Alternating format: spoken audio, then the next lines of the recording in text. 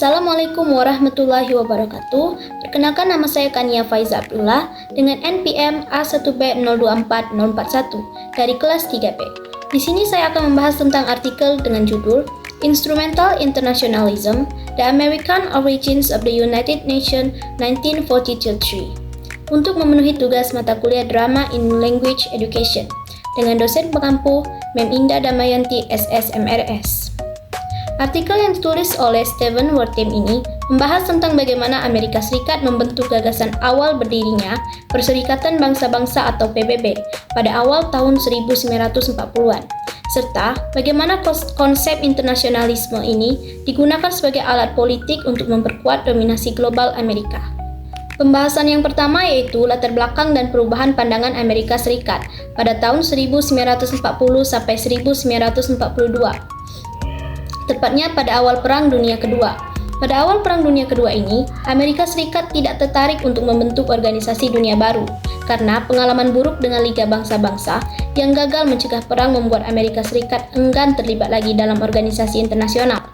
Banyak tokoh politik dan akademisi Amerika seperti Quincy Wright bahkan memprediksi bahwa organisasi internasional tidak akan punya peran penting dalam waktu dekat. Saat itu, Amerika lebih memilih bersikap isolasionis, fokus pada urusan domestik, dan menghindari keterlibatan dalam konflik global. Namun, sikap ini mulai berubah setelah jatuhnya Prancis pada tahun 1940 yang memperlihatkan betapa rapuhnya tatanan internasional tanpa kepemimpinan yang kuat. Amerika mulai menyadari bahwa jika mereka tetap pasif, dunia pasca perang akan didominasi oleh kekuatan agresif seperti Jerman atau Jepang. Oleh karena itu, muncul gagasan bahwa Amerika harus memimpin dunia setelah perang berakhir untuk menjamin stabilitas global dan kepentingan nasionalnya sendiri. Dari sinilah mulai tumbuh pandangan bahwa Amerika perlu berperan sebagai pemimpin tatanan dunia baru. Dalam periode ini, istilah internasionalisme mulai mengalami perubahan makna. Awalnya, internasionalisme berarti kerjasama antar negara demi perdamaian. Namun, menurut Wertheimer, Amerika kemudian menjadikannya alat politik untuk melegitimasi kekuatan globalnya. Dengan kata lain, internasionalisme bukan lagi tentang menghapus politik kekuasaan, tetapi menjadi sarana untuk mengendalikan dunia dengan cara yang tampak sah secara moral dan diplomatik. Inilah yang disebut instrumental internationalism, di mana internasionalisme yang bersifat fungsional untuk kepentingan nasional Amerika. Lalu, sebelum konsep PBB muncul, para perencana kebijakan luar negeri Amerika lebih dulu mengusulkan sistem yang disebut American British Leadership. Gagasannya adalah agar Amerika dan Inggris memimpin dunia bersama, tanpa melibatkan banyak negara lain. Roosevelt dan tokoh-tokoh seperti Sumner Welles berpendapat bahwa hanya dua negara besar itu yang cukup kuat untuk menjaga perdamaian.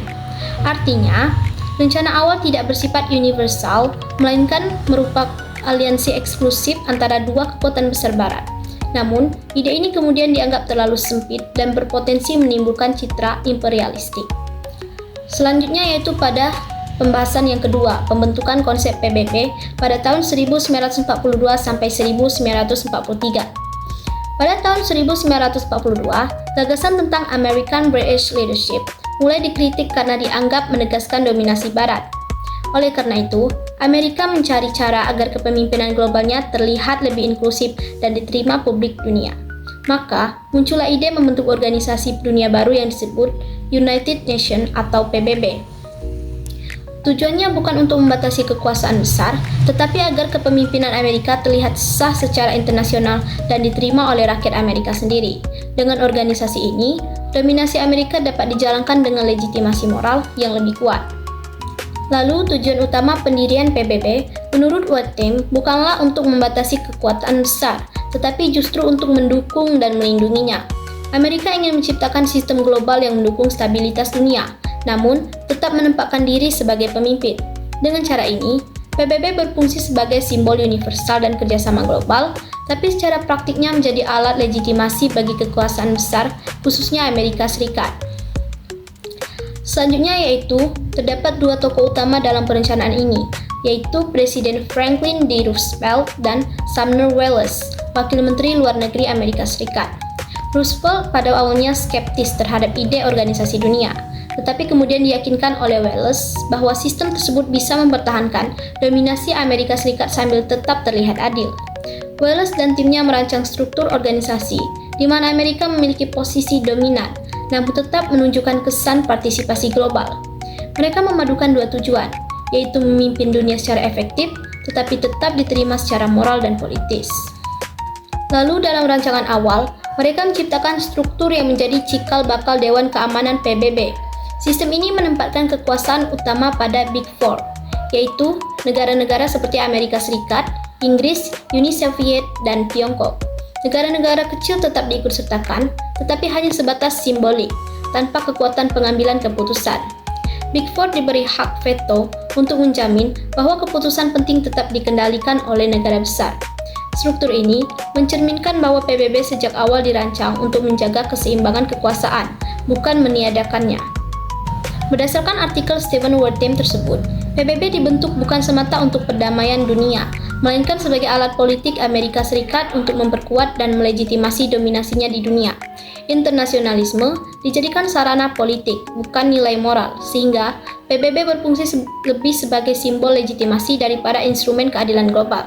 Bahkan, hingga saat ini, Amerika masih menggunakan PBB secara selektif, mendukungnya bila sejalan dengan kepentingan nasionalnya dan mengabaikannya bila tidak. Mungkin itu saja yang dapat saya bahas dari artikel tersebut. Wassalamualaikum warahmatullahi wabarakatuh.